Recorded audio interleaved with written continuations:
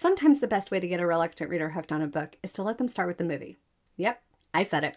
And if that sounds like cheating, I get it. I used to think that too. But this week, I want to talk about how books and movies can actually work together, not compete, when it comes to sparking a love of reading. We're going to dig into whether it's better to watch or read first, how to use book-to-film adaptations as a tool instead of a crutch, and why for some kids a movie might be the exact boost they need to feel confident diving into a book.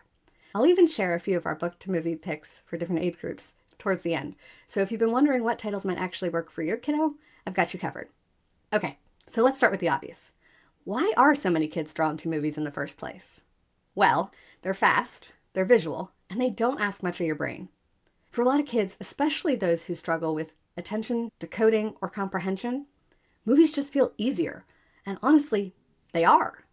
Both my boys, especially JD, will sit through an entire movie, start to finish, without blinking. It's easy. No guessing, no hard work. They just sit back and enjoy. But there's something else going on too. Something I didn't even realize until pretty recently. Some kids don't naturally create mental images while they read. Like, at all. JD's actually one of those kids. When we made the big leap from early readers with pictures to full-on chapter books, he hit a wall.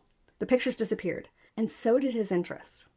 At first I assumed he was just being stubborn or maybe feeling lazy about it, but then I started to really listen and dig deep, and I realized he wasn't picturing anything. There was no little movie playing in his mind while he read, and when that piece is missing, it makes reading a whole lot harder to enjoy. That's part of why he started gravitating toward graphic novels. They filled in those visual blanks for him. Suddenly, he could see what was going on, and that made all the difference. So if your child has trouble following along, or seems bored or lost with text-only books, this might be something to look at. Consider, do they imagine scenes as they read? Do they think in pictures? Or does their mind feel kind of blank when they try? And while we're on the subject, do you picture things when you read? This is actually super individual. Some people get full-blown movies in their heads, while others see more of a photo slideshow, and some people don't see anything at all. They hear a voice, or they just feel the story instead. I'm a kind of fuzzy picture reader. I get a mix of scenes and snapshots, but they're not super crisp unless I really work at it. That's one reason I love seeing the movie version before I read. It gives my brain a little head start when it comes to visualizing the world and the characters. And even for kids who have that mental movie running, genres like fantasy and science fiction can really push the boundaries of their imagination. Having a movie as a starting point can fill in those gaps and make the story more inviting. And if this is something you want help building at home, send me a DM or shoot me an email. If there's enough interest, I'd be happy to put together a whole episode just on building that mental movie skill. All right, now let's talk about the whole read first or watch first thing, because this question comes up a lot. Watching the movie first can actually help kids feel more confident about tackling the book.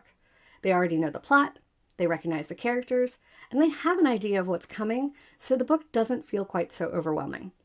Now, on the other hand, reading the book first can create a sense of anticipation and make the movie feel like a payoff, a little fun reward for sticking with the story. Honestly, there's no one-size-fits-all answer here. It really depends on your kid, the book, and the season of life you're in. Sometimes we read first. Sometimes we watch first. Sometimes we only watch, and that's okay too. Shoot, we saw the Percy Jackson movies years before we even thought about tackling the books. What matters most is that your child feels some sense of ownership. Letting them decide whether they want to read first or watch first makes them way more likely to stay engaged. So instead of treating the movie like a shortcut or something to be avoided, you can actually use it as a bridge, a way to pull your kid into the story. You're not replacing the book. You're using the movie to make the book feel more accessible. And once you've done both, whether you read first or watch first, or if you did a little back and forth, this is a great chance to connect with your child through the story. You don't have to sit down with a worksheet or quiz them on character traits. Just keep it light and curious. You can ask them, what was different between the two versions? Which did they like better? Do the characters look like they imagined?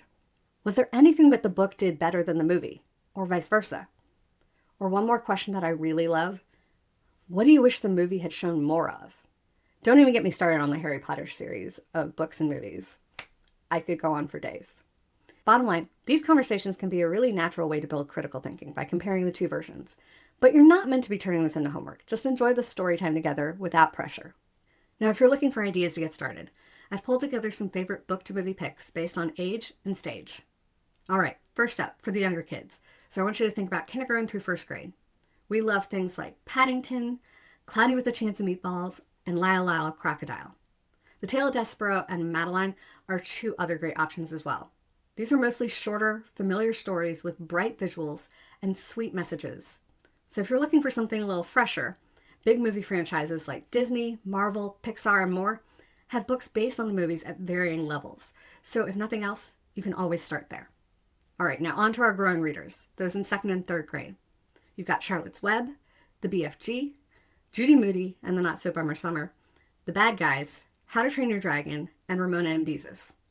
These strike a nice balance between humor and heart, and they can really help bridge that transition into longer, more complex books. Last but not least, our middle grade crowd. So this is 4th through 6th grade.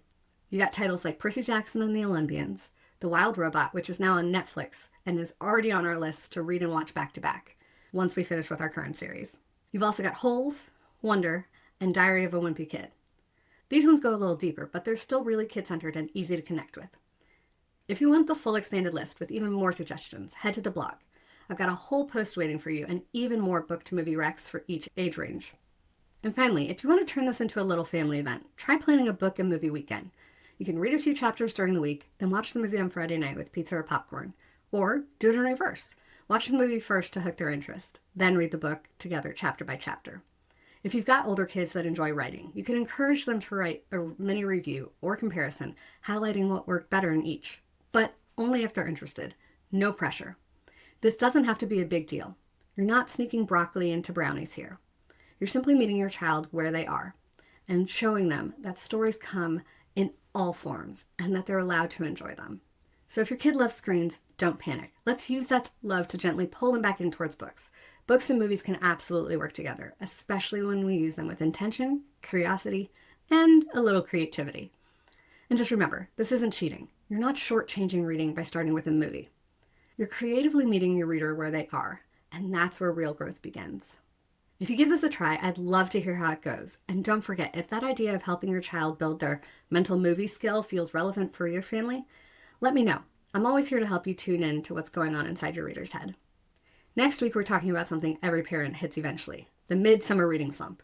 You know the one. The excitement fades, routines unravel, and suddenly books are collecting dust. But don't worry, I've got you. We'll talk about how to reset your reading rhythm without the pressure, and I'll share easy, low-stress ways to get things back on track. If your summer reading goals have taken a bit of a back seat, this one's for you. Make sure you tune in.